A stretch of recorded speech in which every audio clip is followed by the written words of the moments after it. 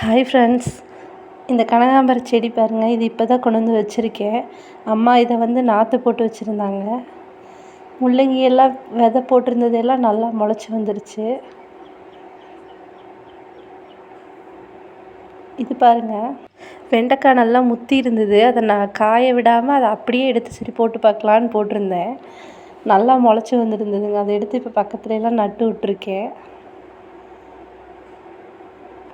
இந்த கத்திரி செடி பாருங்கள், குருத்தை பூராமே எறும்பு வந்து மாதிரி அரித்து இந்த மாதிரி காஞ்சு போயிடுச்சுங்க. இப்போ தான் அதை வந்து எறும்பு பொடி போட்டதுக்கப்புறம், இந்த எறும்பெல்லாம் போனதுக்கப்புறம் தான் பக்கத்துலலாம் அப்படியே தழைஞ்சு வந்துகிட்டு இருக்குது.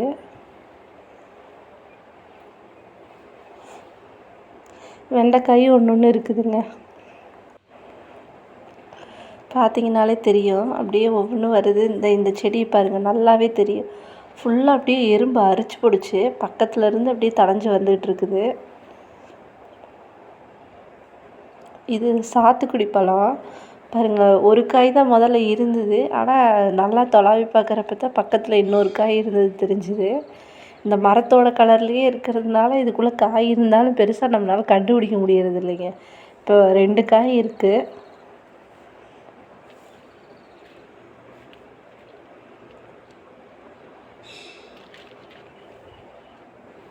புதினா எல்லாமே நல்லா தழைஞ்சு வந்துருச்சு. இப்போ பக்கத்தில் இருந்தெல்லாம் அந்த வேரோடி அதுலேருந்து அப்படியே இன்னும் தழைஞ்சு வந்துட்டுருக்குது.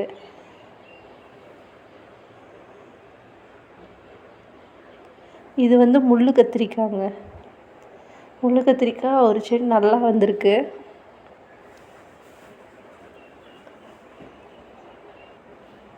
பக்கத்துலேயே வெண்டைக்காயும் நல்லா வந்துட்டுருக்கு. இந்த வெண்டஞ்செடியில் பாருங்கள், கீழே வந்து அப்படியே கிளை விட்டு தழைஞ்சி வந்திருக்கு. அதில் எவ்வளோ வெண்டைக்காய் இருக்குது பாருங்கள்.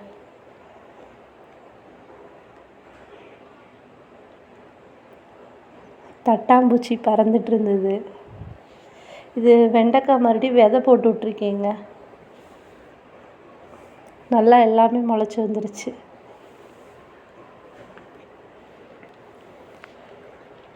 இந்த நெட்டை இப்போ மறுபடியும் எடுத்து போட்டு விட்ருக்கேன்.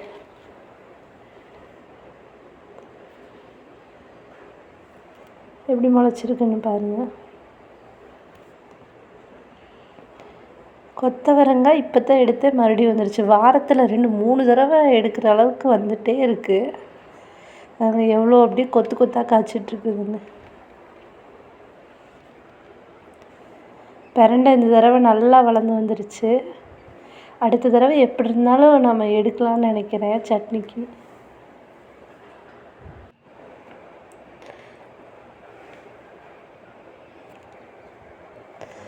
ஸ்டார் ஃப்ரூட் பாருங்கள், அப்படியே பழுக்க எல்லாமே பழுத்துருச்சு. இப்போ செடியில் இருக்கிறது எல்லா பழமுமே ஃபுல்லாக பழுத்துருச்சு. இதை பொறுத்த வரைக்கும் பழம் வந்து நல்லா பழுத்துருச்சு அப்படின்னா செடியில் இருக்கிற அந்த இலையும் பார்த்திங்கன்னா அப்படியே பழுத்து உதிர ஆரம்பிச்சிருது. இனி இந்த இலை ஃபுல்லாக பழுத்து உதிர்ந்ததுக்கப்புறம் மறுபடியும் தழைஞ்சு பூவெடுத்து அப்படியே காய்க்க ஆரம்பிச்சிடும். பாருங்கள், அப்படியே பழமா இலையான்னே தெரில, அந்தளவுக்கு ஃபுல்லாக இலையும் அந்த கலர்லேயே பழுக்க ஆரம்பிச்சிருச்சு. நம்ம சீத்தாப்பழ வீடியோ ஒன்று போட்டிருந்தோம். அதில் பார்த்துட்டு கேட்டாங்க, இதிலேருந்து விதை வந்து கிடைக்குமான்னு சொல்லிட்டு. நம்ம எங்கெங்கே விதை கொடுக்கறது? இங்கே பாருங்கள், கீழே ஃபுல்லாக முளைச்சி கிடக்குது தானாக. பக்கத்தில் இருந்தால் வந்து கூட எடுத்துகிட்டு கூட போக சொல்லலாம். நம்ம எங்கே கொரியர்லாம் பண்ணுறது, போஸ்ட்டில் அனுப்பிச்சி விட்றதுங்கிறதெல்லாம் நான் முடியாத காரியம்.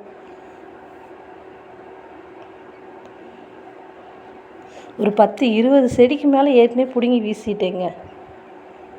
இந்த பழம் பாருங்கள், அப்படியேன்னு 1-2 அப்படியே பழுத்து ஃபுல்லாக குருவி சாப்பிட்டு போயிடுச்சு. 1-2 திரண்டு இருக்குது, அதை மட்டும் எடுத்துருவோம். இது பாருங்கள், நல்லா அப்படியே திரண்டு அடியில் வெடிச்சிருச்சு.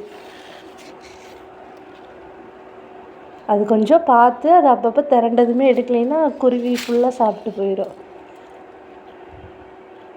இந்த மாதுளை மரத்தில் எப்படி இருக்குது பார்த்தீங்களா பழம்? ஃபுல்லாக கிளி தான். இந்த மரம் ஃபுல்லாக கிளியாக. இப்போ நான் இதை வீடியோ எடுக்கிறதுக்கு முன்னாடி தான் ஒரு 4 கிளி இதிலேருந்து பறந்து போச்சு. அதை எடுக்கலான்னு நினச்சேன், அதுக்குள்ளே சட்டுன்னு போயிடுச்சு. இது பாருங்கள், இந்த கத்திரி விதை போட்டிருந்தது எல்லாம் முளைச்சிருக்கு. கீழே தண்ணி ஊற்றுனேன், அதுலேருந்து அப்படியே பார்த்திங்கன்னா மண்புழு ஃபுல்லாக கீழே இருந்தது. அப்படியே தண்ணி ஊற்றுனது மேலே வர ஆரம்பிச்சிருச்சு.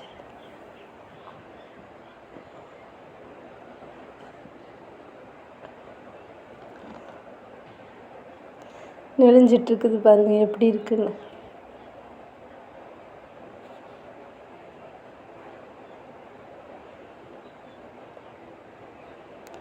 செங்கீரை போட்டிருந்தது எல்லாமே நல்லா முளைச்சி வந்துடுச்சு. இது கத்திரி நாற்று எல்லாமே சூப்பராக முளைச்சிருச்சு. இது தண்டங்கீரை. தக்காளி நாற்று இதுக்குள்ளேயே போட்டிருக்கீங்க, அதுவும் நல்லா முளைச்சி வந்துட்டுருக்கு.